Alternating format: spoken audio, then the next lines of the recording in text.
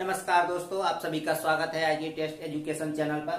दोस्तों आज हम पढ़ेंगे शाहजहां के बारे में, जो 1628 से 1658 ईस्वी के बीच रहा। इसका शासनकाल लगभग 30 सालों तक इसने शासन किया।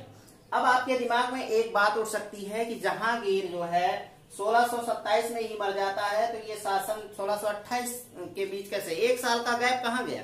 तो एक साल का गैप इसलिए चला जाता है कि शाहजहां जो है जहांगीर की मृत्यु के बाद राज दरबार में उपस्थित नहीं था और एक साल कुचक्रों का शासन रहता है, जोड़ तोड़ मार काट ही रहता है, अस्थाई शासन नहीं रहता है। और शाहजहां ने आदेश किया था अपने ससुर आशफ खां को आदेश किया था कि आप जो भी हैं शासक बनने के दावेदार, उनको मौत के घाट उतार दीजिए, चाहे मेरा भाई हो चाहे भतीजा हो। तो ये सब चलता रहा कांड और बाद में 1628 ईस्वी में ये पहुंचता है।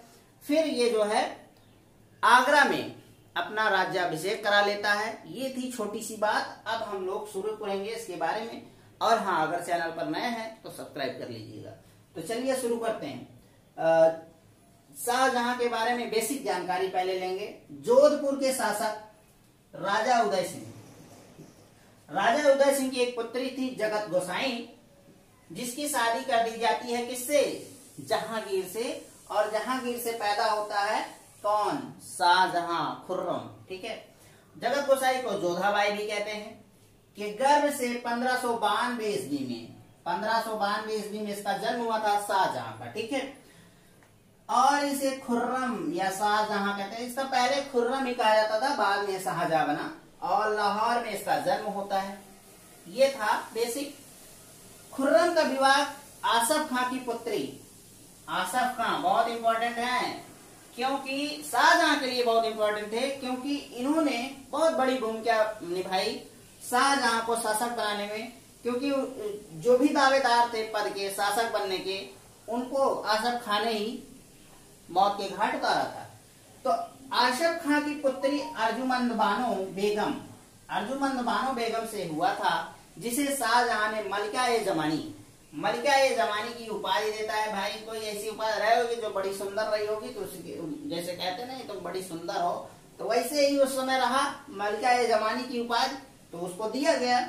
और 1631 ईस्वी में प्रसव पीड़ा के कारण इसकी मृत्यु हो जाती है।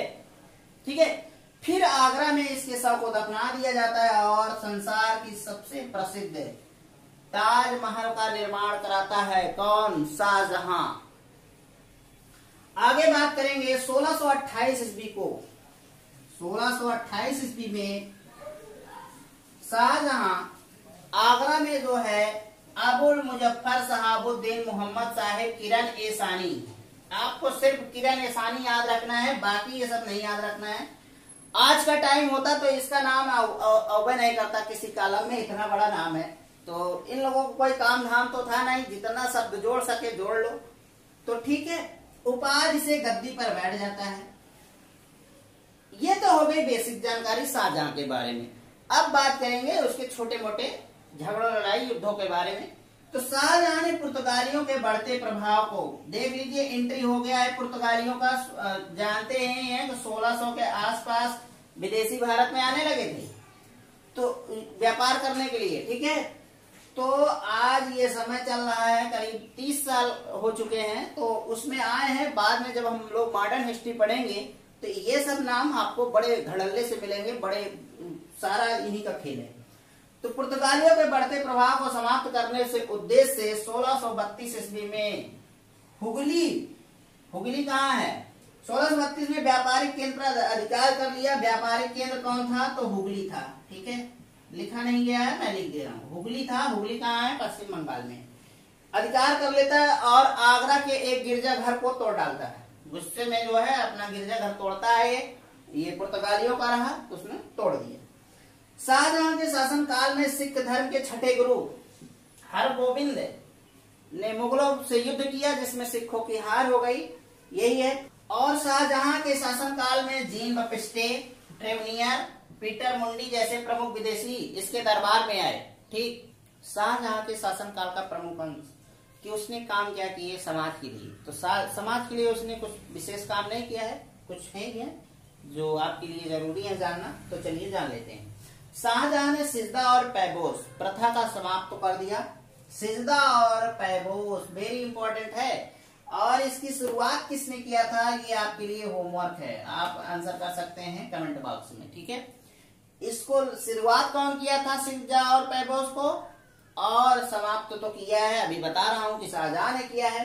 तथा इलाही संवत को इसने समाप्त करके हिजरी संवत को अपने कैलेंडर में शामिल करता है, इसका प्रयोग करता है, ठीक है। गोहत्या से प्रतिबंध को हटा लिया गया और हिंदुओं को मुसलमान दास रखने पर प्रतिबंध लगा दिया।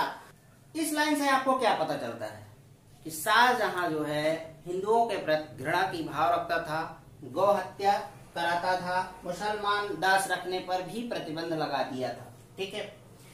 हिंदुओं को मुस्लिम बनाने का एक अलग ही विभाग बनाकर रखा था इसने। इसका मेन मुद्दा ही था कि जितने भी हिंदू हैं मुस्लिम हो जाएं। एक प्रकार से आप कह सकते हैं कि इन्होंने इस्लाम धर्म को बढ़ाने का ही प्रयास किया। ये शासक धर्मनिरपेक्ष नहीं था, इससे ये पता चलता है। अब इसके शासन काल में बहुत सारी स्थापत्य कला की काम हुए हैं, तो उसके बारे में बात करेंगे। इसने स्थापत्य कला के मामले में रिकॉर्ड बनाया। इसके काल को स्थापत्य कला का स्वर्ण काल भी कहा जाता है। सबसे बड़ी चीज ताजमहल इसने बनवाया। ताजमहल की रूपरेखा उस्ताद ईसा ने तैयार की थी, और मुख्य इंजीनियर मतलब मुख्य कलाकार कौन था बनाने वाला था, उस्ताद अहमद लाहौरी था, ठीक है। और ये जो ताजमहल है हुमायूं के मकबरे का ही प्रतिरूप है। मयूर सिंहासन इसका जो है डिजाइन किसने किया था, तो बेबादल खां किया था। और बनवाया किसने था अपने लिए, तो बनवाया था शाहजहां ने। आगरा का जामा मस्जिद का निर्माण किसने कराया था, तो शाहजहां की पुत्री ने कराया था, जहां आरा ने। शाहजहां द्वारा बनवाई गई प्रमुख इमारतों के बारे में अगर बात करें तो दिल्ली का लाल किला, दीवाने आम, दीवाने खास, दिल्ली का जामा मस्जिद, आगरा का मोती मस्जिद, आगरा का ताजमहल। वैसे तो इतना सारा इसने बनवाया है कि अगर नाम लिखे तो बहुत टाइम लगेगा, लेकिन जो इम्पोर्टेंट है आपको वही दिया जा रहा है। फिर क्या करता है, शाहजहां ने 1638 ईस्वी में अपनी राजधानी आगरा से राजधानी दिल्ली स्थानांतरित कर देता है और यमुना नदी के तट पर जहानाबाद शहर का नींव डालता है, ठीक है, ये याद रखिएगा। फिलहाल इसने जितने भी निर्माण कराए हैं बड़े इंपॉर्टेंट है, तो उसको आप लोग ध्यान रखिएगा। शाहजहां के दरबार में कौन क्या रहता था, कौन क्या करता था, थोड़ा सा उसके बारे में जानेंगे। प्रमुख चित्रकार कौन थे शाहजहां के दरबार में, तो मोहम्मद फकीर था और मीर हासिम था। प्रमुख संस्कृत विद्वान कौन थे, तो वंशीधर मिश्र और हरिनारायण मिश्र थे। और प्रमुख संगीतकार लाल खां था, जिसे गुड़ समंदर की उपाधि शाहजहां ने दी थी। अब बात करेंगे शाहजहां के शासन काल में ही उत्तराधिकार का युद्ध होता है उसके बारे में। तो दोस्तों शाहजहां के काल में ही इनके चारों पुत्रों में उत्तराधिकार का युद्ध होता है, ठीक है। शाहजहां मरा भी नहीं होता है, एक अफवाह उड़ती है कि शाहजहां मर गया और आपस में चारों भाइयों की गद्दी के लिए युद्ध होता है।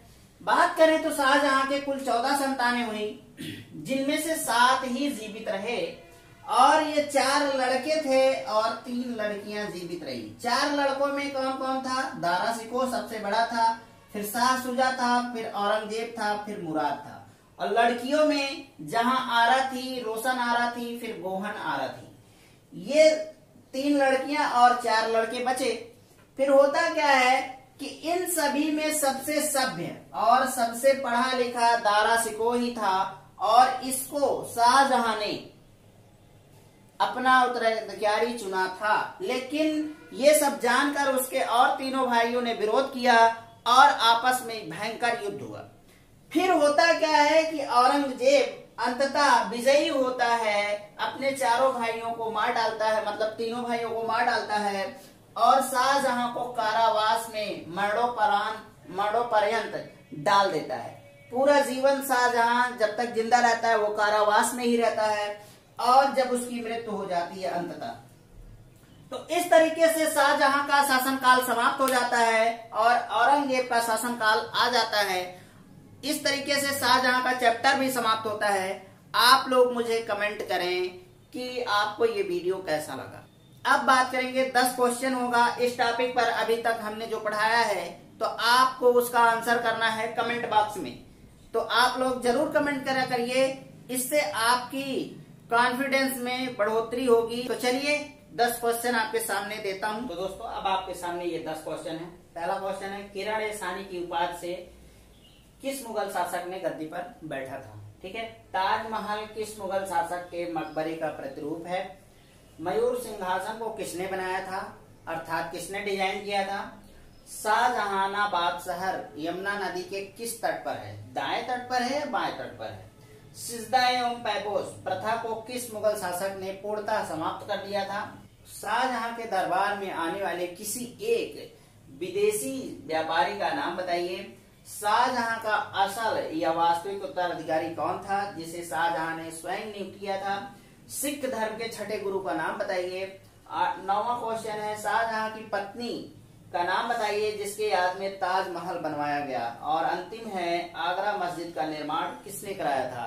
तो दोस्तों इसका आप लोग आंसर जरूर करिए कमेंट में। आपको जो भी क्वेश्चन, वैसे बहुत आसान है, अगर आपने पूरा वीडियो देखा होगा तो आसानी से आप इसका आंसर कर सकते हैं। तो आज के लिए बस इतना ही। नमस्कार।